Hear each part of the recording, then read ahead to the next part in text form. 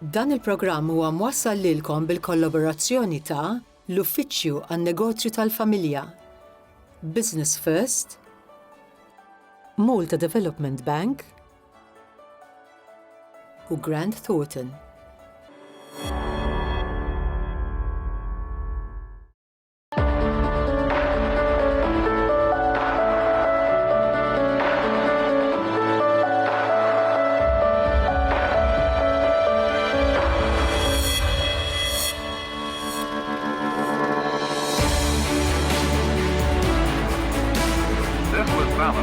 On the ownership side, by the capital stock issued to stockholders.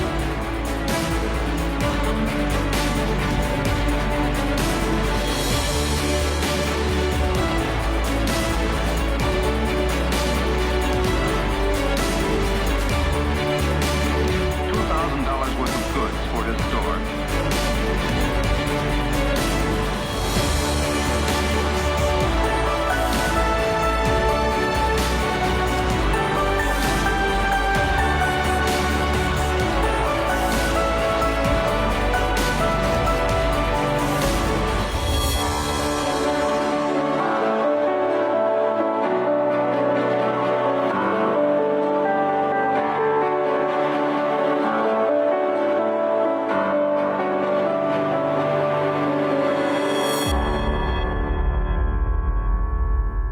Nselmilkom, grazzi li rġajtu naqattu miegħi għal programm ieħor Wirt u Eredi. Dan il-programm iwaslilkom storja ta' negozju tal-familja kif qed jirrakkuntawilna il-ġenerazzjoni l-ġdida li qiegħda tirtu. Kif qed taraw qiegħda f'post mill-isbaħ fit-Teatru Manuel. Permettuli, ftit sekondi kemm nagħmel appell lin-negozji. Morru fuq il-paġna tal-Facebook tagħna ta' Wirt u Eredi. Issibu post li tieħodkom fis-sit tal-Kunsill Malti għall-Arti. Hemmhekk se taraw kif tistgħu tgħinu post pat-Teatru Manuel u sa dan it-tant tibbenefikaw meta tkunu qegħdin tiddikjaraw id-dħul tagħkom f'dik is-sena li tkunu għamiltu d-donazzjoni. Il-proverbju jgħidilna li vapur b'żewġ kaptani ma jimxix. Imma dan huwa dejjem il-każ. Iż-żewġ mistiedna li għandna f'dan il-programm se jirrispondu ilna din il-mistoqsija. Naraw min huma. Jiena Liz Barbara Sant, waħda mid-diretturi ta' grupp ta' kumpaniji tal-familja u fosthom għandna kumpanija ta' Fire Security, Waste Management u Environmental Services u għandna kulleġġ ta' Emergency Training. Nagħmlu training f'setturi differenti fosthom l-oil and gas, aviation u maritime. Dan huwa ħija żgħir Duncan u flimkien immexxu l-grupp. Liz u Duncan, grazzi li aċċettajtu li tiġu tajdu l-istorja tagħkom fil-programm. Ħadd gosta li xnaf li negozji li ħajkunu qegħdin jarawna ħajbenefikaw mill-informazzjoni li ħatatu intom u t-telespettaturi żgur li ħajsibu l-istorja tagħkom interessanti. Il-proċedura tagħna hi li nibdew l-istorja mill-bidu. Min se jibdilna? Nibda jien? L-ewwel nett grazzi Nolin tal-istedina. Grazzi. Aħna l-istorja tagħna bdiet fit-tmeninijiet. Il-papa kellu ħabib tiegħu u da qallu taħ l-opportunità li bih il-fire extinguishers. Il-papa dejjem kien jaf jara f'opportunità. U minn hemm bdiet l-istorja tagħna. Ġifri beda jbih il-fire extinguishers, ftit il-kumpanija bdiet tikber beda jbih il-firefighting systems. Ftit snin wara kienet kelli 18-il sena għax ta' 17 kont diġà ħdimt ma' f'kumpanija ta' kostruzzjoni bħala receptionist. Il-papa qal li jaħdem miegħi. U jiena mort naħdem miegħu. Dak iż-żmien konna 5 minn nies, konna noperaw minn ġo garax bil-Kirkara. U bdejt ta' reception, kont immur id-dwana, ġib xogħol mid-dwana, immur il-posta u nagħmel affarijiet ta' amministrazzjoni. Hija wkoll parti mill-business, beda iwaħħal l-alarms dak iż-żmien. Bdejna konna 5 minn nies meta bdejt, u issa qegħdin 350 ruħ. Kienet interessanti ħafna l-istorja tagħna, kienet diffiċli, kienet ikkolorita, kienet mhux dejjem kienet faċli, però tallimna ħafna u llum qegħdin fejn qegħdin, u llum qegħdin 350 ruħ. Kull bidu fih il-diffikultajiet tiegħu, imma naħseb kun hemm is-sodisfazzjon meta minn oġġett żgħir tkun strumentali li tkabbru. Jiena fl-introduzzjoni semmejt il-proverbju vapur b'żewġ kaptani ma jimxix, però intom jidher li sibtu soluzzjoni, metodu kif bejnietkom issolvu l-konflitti jew id-differenzi fl-opinjoni. Dan kien kif irnexxielkom? Aqsama magħna. Naħseb il-vapur irnexxielna mmexxuh bejn tnejn min-nies. Naħseb l ħaġa importanti hija l-paċenzja tajjeb li xi ħadd irid jieħu li rridu nidu pruxin, pjuttost jinħu ħafna paċenzja bliż. Semmit l-ewwel aħna llum il-ġurnata aħna qegħdin tim ta' 350 ruħ. Nixtieq nenfasizza fuq il-kelma tim aħna il-kliem impjegat u lavranti kemm jista' jkun ma jissemmewx ġewwa l-kumpanija. Ir-raġuni li aħna nemnu u mhux nemnu biss huwa żgur li s-suċċess tal-kumpanija u ta' fejn qegħdin illum il-ġurnata ġie minn tim b'saħħtu li dejjem kien hemm jissapportjana warajna. Żewġ affarijiet importanti naħseb li hemm biex il-vapur ikun jista' jibqa' għaddej, hekk hux b'żewġ kaptani u forsi iktar. Naħseb hija waħda minnhom segregation of roles, duties and responsibilities, alla volja they do overlap, ġifieri li jien għandi l-parti tiegħi li żgħandha l-parti tagħha, però eżempju jekk insemmu business development ikun hemm element overlapping li mbagħad toħodna għat-tieni parti li hija l-komunikazzjoni. Tajjeb li aħna qegħdin il-ħin kollu nikkomunikaw biex mhux li żed titkellem ma' klient, jien qed nitkellem ma' klient, li żed titkellem ma' wieħed mit-tim tagħna u ħadu deċiżjoni mbagħad ġewwa għandi.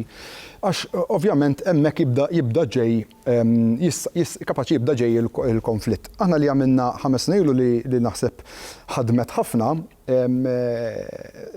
konna qegħdin jienu li dejjem inħobbu ngħidu isma' kif ħankomplu insaħħu r-relazzjoni u l-komunikazzjoni bejnietna. U fettilli għattilax ma tidħolx fl-uffiċċju ta' ma' ġembi, nwaqqaw il-ħajtu u speċi, u għatli naħseb nippruvawa. Hekk kien żball jew le minn dik in-nar li daħlet bi titkellem u sallum il-ġurnata għadha ma wafqx titkellem. Fil-fatt jiena jkolli noqgħod nippretendi li nkun qiegħed jew fuq il-mobile jew għaddej fuq il-keyboard biex kemm jista' jkun kif nara rassi jerġa' minn wara l-monitor. Naħseb li kollha tissapporti ftit però wkoll. Ħafna. U dil-manuvra għejnet ħafna fil-relazzjoni tagħna, ħafna, ġifieri tlajna fuq il-livell kompletament differenti ta' komunikazzjoni. U rejna anka bejnietna u rejna front lit-tim kemm aħna maqudin li huwa veru finalment, ġifieri mhux ħaġa li konna li kien hemm xaħbi. We have always been a strong front despite our occasional disagreements. Again, tim ta' 350 ruħ fejn qegħdin il-kumpaniji u l-grupp. Numru ta' diskussjonijiet jaħarqu jkun hemm. Tajjeb, numru ta' da jinvolvu ħafna strateġiji along the way biex wasalna fejn wasalna, mhux bil-fors jiena xoħti li żjien naqbel magħha u vice versa. Allura niċċellenġew ħafna xulxin, l-importanti li going back to communication, jekk ikun hemm disgwit li tidħol naqra l-emozzjoni, hemmhekk imbagħad hemmhekk wieħed irid kemm jista' jkun jaqbad u jaqbada kemm jista' jkun malajr. Għax jekk tlaqna minn argument, diskussjoni li forsi nqelbet naqra f'argument u tlaqna fuq u tlaqna on that bitter note, tajjeb, jekk tħallija ġurnata 2, 3, 4 jikber, il-problema tikber. Tkompli tikber, da għandek weight fuq spallejk u ħadd tkompli taqlek.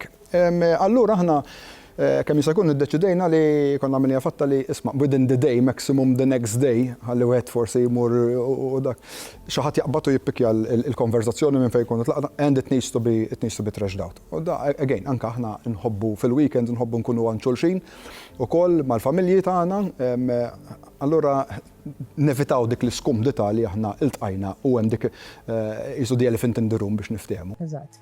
Fil-fatt minn mindu bdejt niproduċi dan il-programm sibt kemm hemm disgwit li hija sfortuna kbira bejn il-familji minħabba n-negozju. Mhux għax kien hemm xi ħaġa fil-familja, imma n-negozju ġab ċerti problemi li ma qablux bejnietom u jibqgħu sejrin. Intom sibtu dan il-bilanċ u kif tistgħu bejnietkom taslu f'deċiżjoni. Issa. Nolin, jekk forsi nista' nżid, għax forsi li jgħat jinstema' sempliċi. Mhuwiex biex id-diskors ikun ċar. Suċċess qatt huwa sempliċi. Skuża, kellna ndaħlu aħna nħossuna nkunu waħedna meta jkollna bżonn nitkellmu għax it-toqta tgħid u ma tgħidx ma' nies barranin anke mal-familjari stess. Allura konna appuntajna persuna biex tkun hemmhekk għalina meta jkollna bżonn dak il-manteniment il-maintenance tal-relazzjoni. Ġifieri it is not easy. It warrants a lot of work, hard work. Naħseb l-iktar ħaġa diffiċli fil-fatt. Wasanna li intom taslu minn hawn jew minn hemm biex taqblu bejnietkom u mbagħad jiġri ben fatto li tajdu intom isir. Fuq spunt li għaddu kif qal Duncan l-ewwel ħaġa jiena min-naħa tiegħi dejjem għadt li l-ġurnata li niġilet maħuti tkun il-ġurnata li jiena nitlaq mill-kumpanija. Għax jiena lija il-familja hija sagra. U allura importanti li dejjem tneħħi l-emozzjoni għalkemm mhijiex faċli, imma dejjem tiffoka li tirranġa l-affarijiet. Però fuq spunt li qed tajt ukoll jiena li għad-disciplina hija importanti ħafna. Nemmen li s-suċċess kollox idur mad-disciplina, mal-etika u mal-valuri. Xi 15-il sen ilu jiena kont qiegħda l-Qatar u kont qiegħda f'meeting ma' CEO ta' bank u da saqsini mistoqsija li inti għandkom board. Ma jiena dak il-ħin rispondejtu le għax veru dak iż-żmien ma kellniex board ta' diretturi. U baqgħet it-tek ġo moħħi din il-ħaġa u dak iż-żmien forsi konna għaddejjin minn naqra sitwazzjonijiet bejnietna forsi anke mal-papa. U bdejt nagħmel naqra research u bdejtu ġibt l-attenzjoni tal-papa u anke ta' ħija. Il-papa ma kienx daqshekk kuntent fil-bidu għax qalu le, l-barranin ħajkunu jafu x'aħna nagħmlu u ħanitilfu l-kontroll. Però illum il-ġurnata jaraf l-importanza ta' dak kollu li għamilna. Illum hu stess u aħna kull xahar niltaqgħu fil-board għandna chairman huwa mhux membru tal-familja u l-board huwa magħmul ukoll minn iktar nies mhumiex minn tal-familja u flimkien niddiskutu l-istrateġija tal-kumpanija, sitwazzjoni, nippreżentaw il-management accounts kull xahar. Jiena nowli ngħaddi niskanta kif ġieli kumpaniji kbar, ħafna kbar minn tagħna family business. Sal-ġurnata tal-lum il-board huwa magħmul minn membri tal-familja. Jew il-flus tal-kumpanija jagħmluhom il-flus tagħhom. Il-board, l-implementation ta' corporate governance hija importanti għad-disciplina għax inħolqu policies, proċeduri u bekk is-suċċess tal-kumpanija jibqa' għaddej. U għandek ukoll għandek input intom forsi taraw problema jew opportunità bil-punto di vista u bl-emozzjonijiet imħaltin magħha. Mentri meta għandek persuna li mhix parti mill-familja qed tara iktar ċara mill-punto di vista ta' finanzi u operat. Dan kien xtaqt iżid xi ħaġa. Aħna mhux jienu l-isbiss, naħseb it-tim kollu aħna naħdmu ħafna passjoni, ambizzjużi ħafna u mimlijin enerġija. U din tista' tkun perikoluża ħafna jekk mhijiex ikkontrollata. Ġifieri jiena jekk għada fett li rajt opportunità ġo pajjiż, jien ma sax naqbad ngħid isma' aħna ħaninvestu hemm. Jiena rrid nippreżenta business study lil board. Jekk ma jiġix approvat u nemmen fih nerġa' mmur lura u nerġa' nippreżenta studju iktar b'saħħtu, jekk jerġa' ma jiġix approvat mela jew hemm xi ħaġa li mhux qed nara u naqbdu u jiġi. U għalhekk qiegħed il-board biex ikollok l-opinjonijiet ta' nies li jkunu speċjalisti f'diversi qasam. U jaraw ċertu blind spots li aħna ġieli ħabba l-passjoni ġieli ma tarahomx. Eżatt.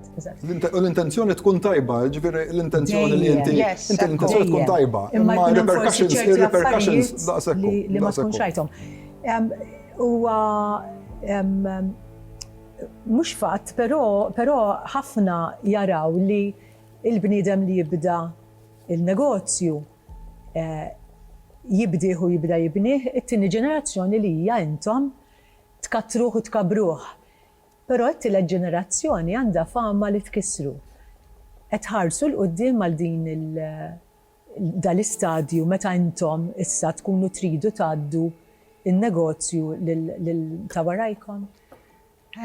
Dan huwa suġġett li niddiskutuh jiena u Duncan, però m'għandniex pjan per se, jiena m'għandix tfal, hija t-tfal tiegħu għadhom żgħar, oħti żgħira għandha l-kumpanija tagħha, però tieħu ħsieb il-branding kollu tal-grupp.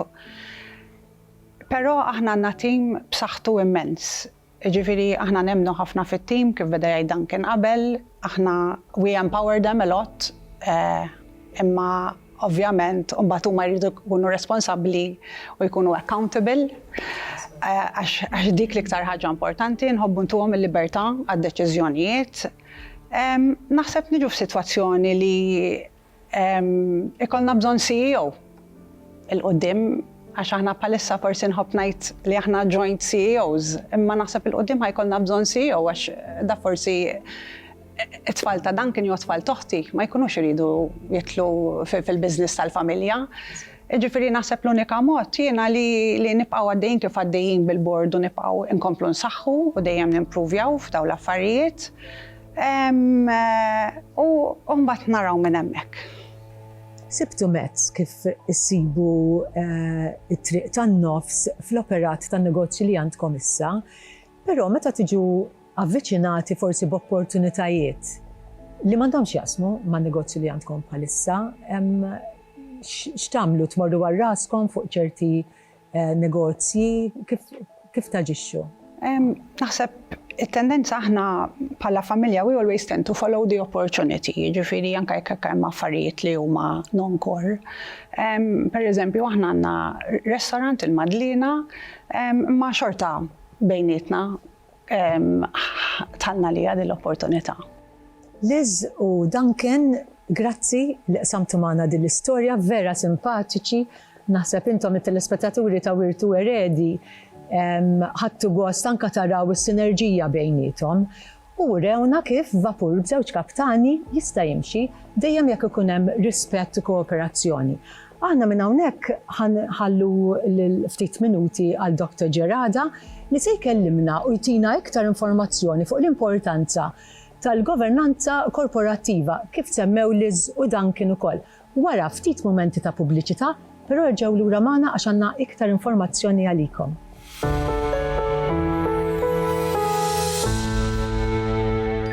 Kif diġà semmejt, il-governanza tajba hija importantissima biex negozju tal-familja jkollu suċċess.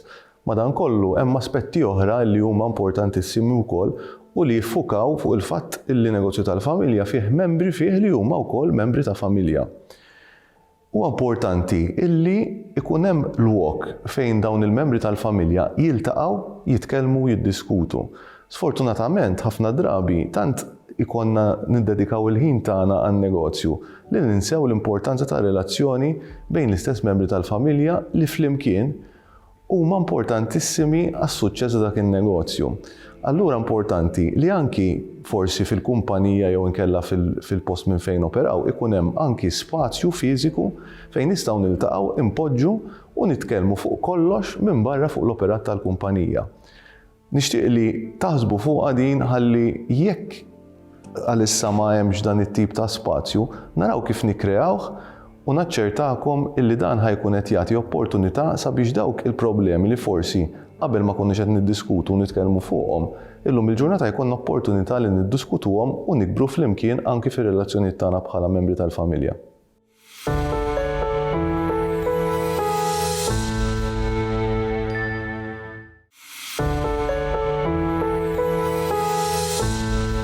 Lura fuq Wirtu Eredi u miegħi naqdet Marika Tonna mill-Business First. Grazzi Marika, naf li impenjattiva ħafna l-iskeda tiegħek.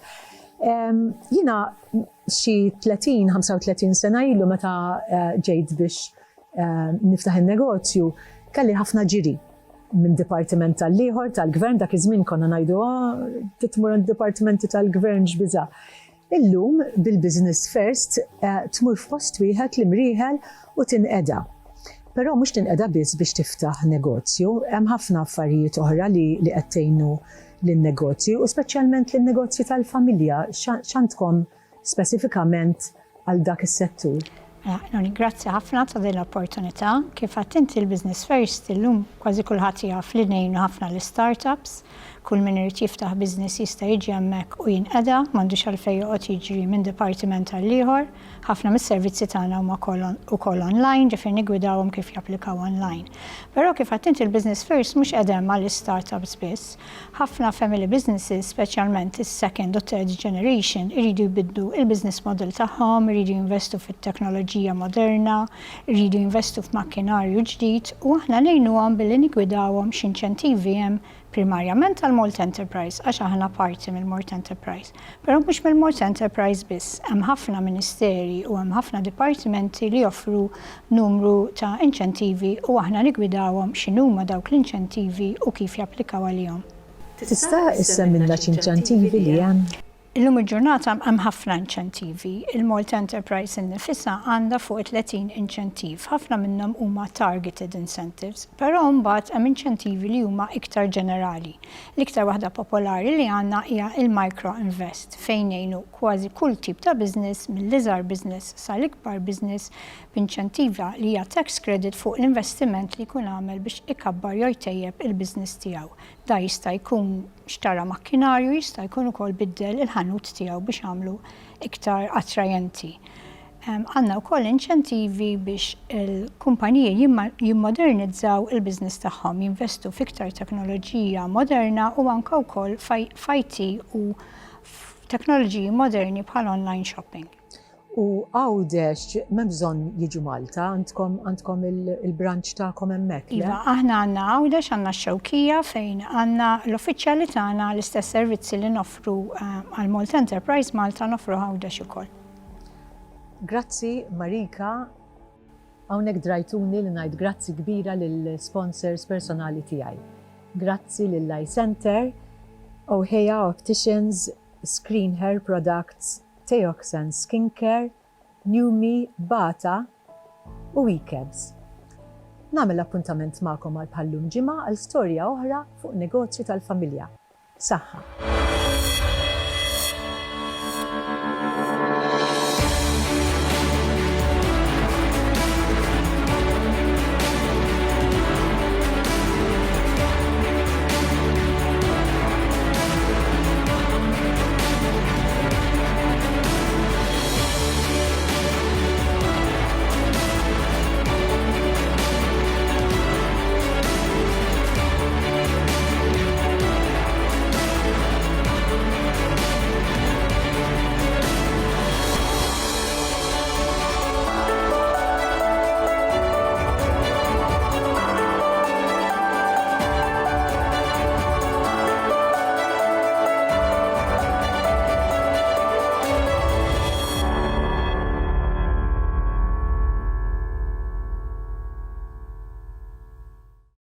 Dan il-programm twassal lilkom bil-kollaborazzjoni ta' l-Uffiċċju għan-Negozju tal-Familja, Business First, Malta Development Bank u Grant Thornton.